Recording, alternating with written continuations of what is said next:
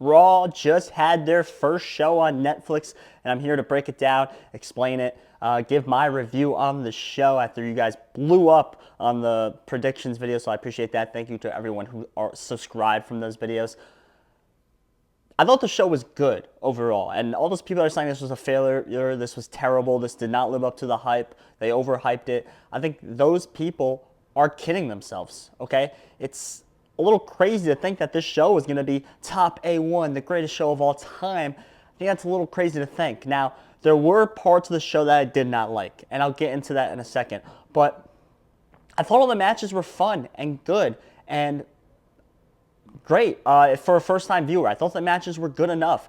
As besides the whole Kevin Owens, Cody Rhodes coming out, Kevin Owens going out and attacking Roman Reigns, and Cody Rhodes coming out to get the save there. I thought that was so forced, so unneeded. Like, if you really wanted Cody Rhodes and Kevin Owens on the show, you should have just had them have a promo. I think it would have worked just as good. It would have worked better. You could have put Cody Rhodes in the advertising. It would have been so much better. So I think that really is how they should have went with that and not put him into that match, because it kind of felt very, very forced as someone that has been following the storylines before this show. I hated how the show started. I hated The Rock's promo because The Rock single-handedly tore up Kayfabe, ripped it up, and threw it out the window. Because the last time we saw The Rock, he said the next time he comes back, he's coming for Cody Rhodes. He is coming for that WWE Championship. And then all of a sudden he comes out, does a little spiel, and says that him and Cody Rhodes are kind of buddy-buddy. He also says that him and Roman Reigns are buddy-buddy, because I feel like we think and we know we're going to get that match at some point. I didn't like that.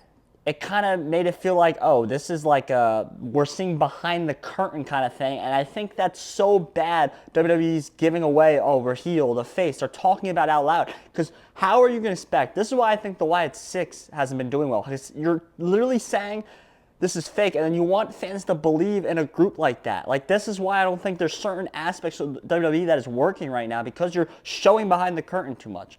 And I don't know what The Rock wants to do here. It seems like now he wants to be a face again. He did his whole heel thing. He gave the fans what he wants, but he wants to be the face again.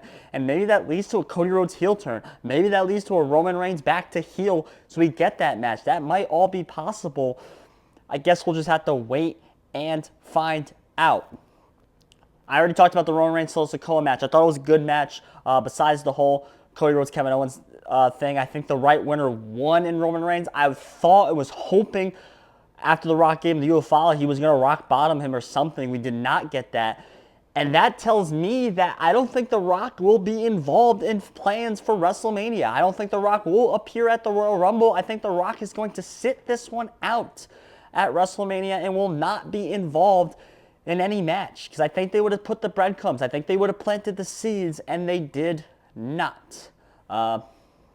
Ultimately, that was disappointing, and that was a tough way to kind of start the show. We then had Rhea Ripley versus Liv Morgan, and what I thought was a fun match and was a bow on that rivalry. That rivalry's done. It is dusted. It is over. You kicked Dirty Dominic Mysterio in the nuts. That looked like it hurt crazy. Then The Undertaker came out, did his thing. They saluted. That was great. Great segment. Then we had John Cena. And this is another part that I didn't necessarily like, was the fact that John Cena came out and pitched this whole thing that he can't win another world title. He won't win another title. Don't get your hopes up. It was, to me, that was so stupid, because everybody knows there is a way, there is a hope, you can do it, okay? Your whole stick was never give up. Acting like now you can't give up, and I know he did a whole circle back by the ending and kind of said, oh, never say never, the Royal Rumble, it's ridiculous. I didn't like the way the promo went, and he hyped up the Royal Rumble for him to be in it. He's now minus 190 to win the thing on offshore books. He is not going to win the Royal Rumble because they need an excuse to get him to go to the Elimination Chamber, so I think it's more likely he wins the Elimination Chamber if he were to have a World Championship match at WrestleMania.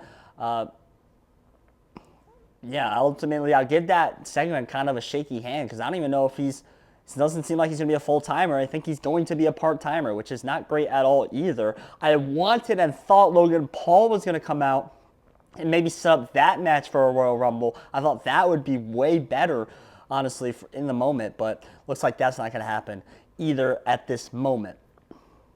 Then get into the main event, Seth Rollins versus CM Punk. Great match. I mean, besides the commercial that interrupted most of the match for me, I think it was a good match. And I was shocked because if you watch my prediction video, I said that CM Punk will win, but dirty, and which leads Seth Rollins to turn heel. CM Punk wins clean. In an identical way, he beat Jon Moxley, a.k.a. Dean Ambrose, in AEW.